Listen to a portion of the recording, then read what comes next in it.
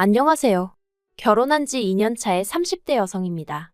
뻔뻔하신 어머님과 그런 어머님을 옹호하는 남편 때문에 속에서 천불이 납니다.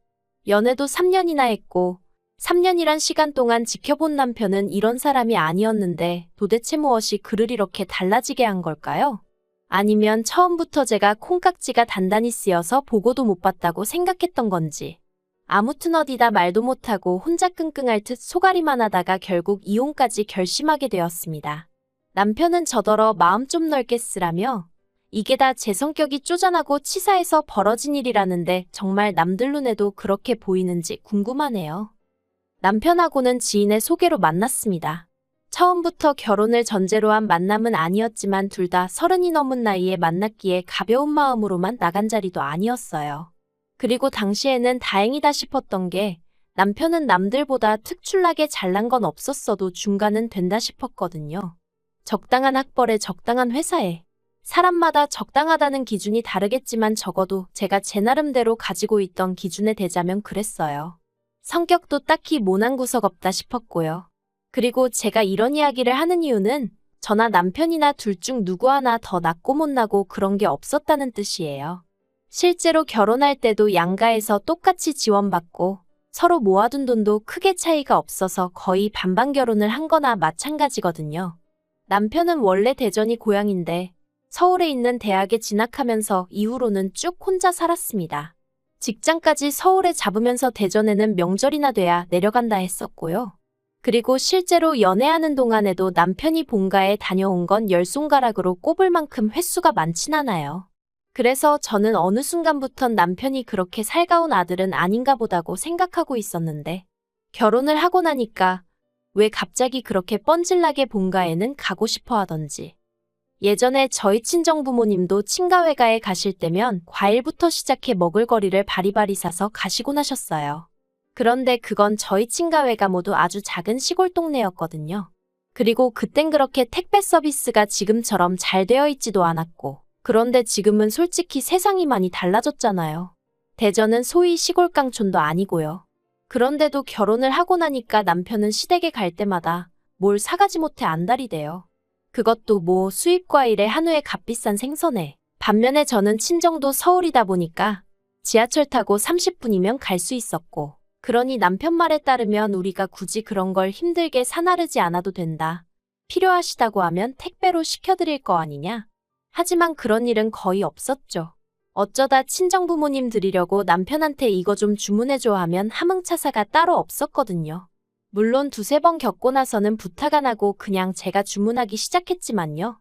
아무튼 이런 일이 몇 번이고 반복되다 보니 생활비에서 시댁으로 새어나가는 돈이 점점 늘어났고 이래선 안 되겠다 싶어서 남편에게 말을 꺼냈는데 자기 연봉이 저보다 많은데 자기가 그 정도도 못 해드리냐는 식으로 나오대요.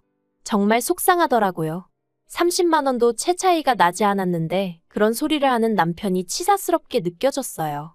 그래서 저도 홧김에 그런 식으로 유세를 부릴 거면 앞으로 돈은 따로 관리하자 했고 그랬더니 남편이 저더러 후회하지 말라나요? 어이가 없어서 결국 그날 남편이랑 정말 큰 소리 내며 다퉜고 이후로 네 돈은 네 돈 내 돈은 내 돈 아주 선 딱 긋고 돈 관리를 하게 되었죠. 하지만 단순히 돈 문제 때문에 이혼을 결심하게 된 건 아니에요. 처음에는 이게 부부만 낳는 회의감도 아닌 게 아니라 들었는데 인터넷도 찾아보고 하니까 요샌 돈 관리를 따로 하는 젊은 부부들이 생각보다 많았고 거기서 위안을 얻었거든요. 사실 날이 갈수록 제 결혼 생활을 힘들게 만든 장본인은 따로 있었습니다. 바로 저희 어머님이셨죠. 어머님은 한 달에 한 번 꼭 저희 집을 방문하셨는데 문제는 절대로 미리 연락을 주지 않으셨어요. 아들 집에 내가 가고 싶을 때 가는 거지 무슨 날 받아놓고 가야 하냐 하시며 당신도 언제 오고 싶을지 모른다 그러니 미리 말을 해줄 수가 없다는 괴상한 논리를 이유로 말이죠. 그리고 남편도 자주 오시는 것도 아니고 한 달에 한 번 오시는데 너무 야박하게 그러지 말라며 서운하다 하니까. 저도 나름대로 그래 매일같이 오시는 시어머니들도 있다는데 거기에 비하면 우리 어머님은 양반이시지 하고 어떻게든 좋게 생각해 보려고 했어요. 그런데 저희 어머님은 연락 없이 오시는 것만이 문제가 아니라 꼭 저희 부부가 출근을 해 있거나 어디 외출해 있으면 어떻게 귀신같이 하시고 그때 오셔서는 현관 비밀번호를 알려달라고 하셨어요. 그리고는 까놓고 말해서 저희를 주신다고 뭘 딱히 가지고 오시는 것도 아닌데 무조건 저희 집에 들어가 계시겠다고 하셨거든요. 처음엔 제가 그러지 마시고 바로 집 앞에 카페가 있으니 거기에 가 계시면 어떻겠냐 했었는데 문전박대를 당했다며 남편 앞에서 눈물 콧물 다 빼신 적이 있으셔서 더는 그렇게도 말도 못했고요. 그리고 솔직히 집안에 들어와 계시는 거 가만히만 계시면 상관없죠.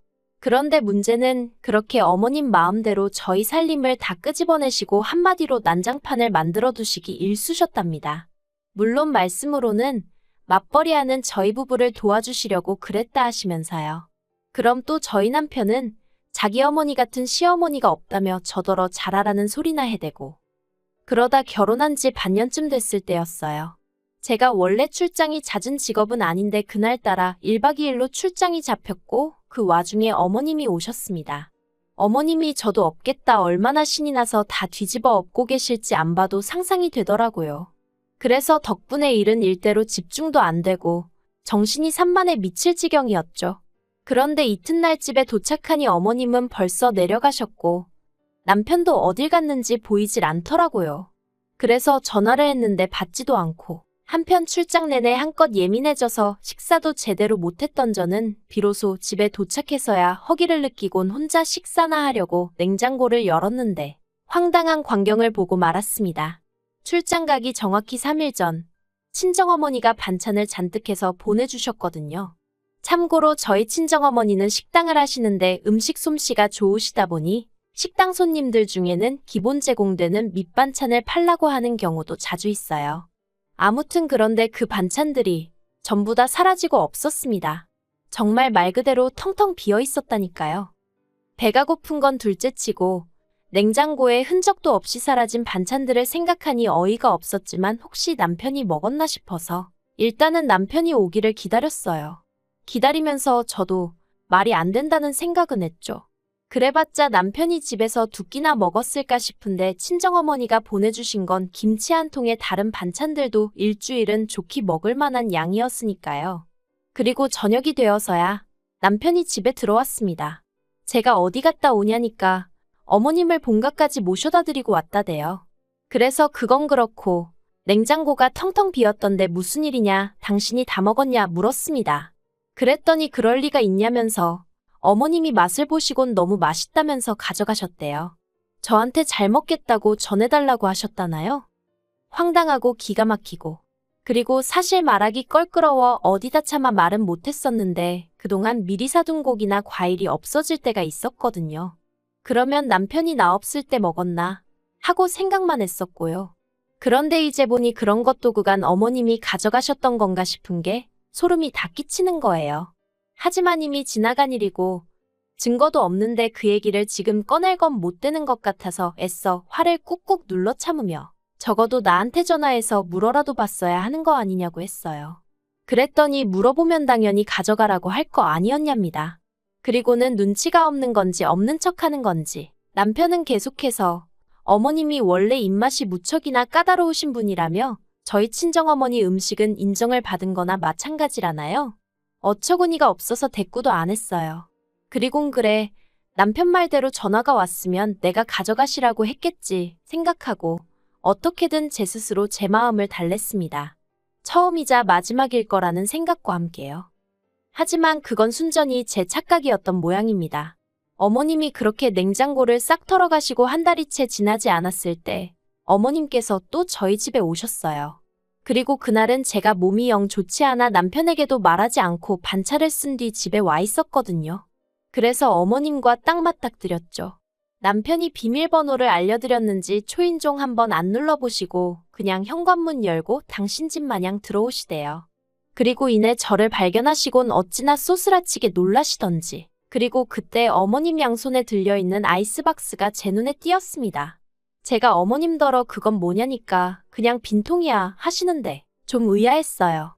대전부터 서울까지 버스 타고 오시는 분이 뭐 한다고 그 큰 아이스박스를 그것도 텅 비었다면서 두 개나 들고 오셨나 싶어서요. 어쨌든 제가 없으면 모를까 버젓이 집에 있는데 몸이 안 좋다는 이유로 어머님 식사를 안 챙겨드릴 수도 없고 그래서 제가 점심상을 차렸습니다. 마침 친정어머니가 새로 보내주신 반찬도 있고 해서 크게 제가 뭐 할 건 없었어요. 그런데 제가 차린 밥상을 보고는 어머님께선 또 니네 엄마가 보냈니? 하시더니 연신 맛있다 하시면서 밥을 2그릇이나 드시대요. 그리고 저도 어쨌든 저희 친정어머니가 하신 음식을 누가 됐든 맛있게 먹어주니 기분이 좋았죠.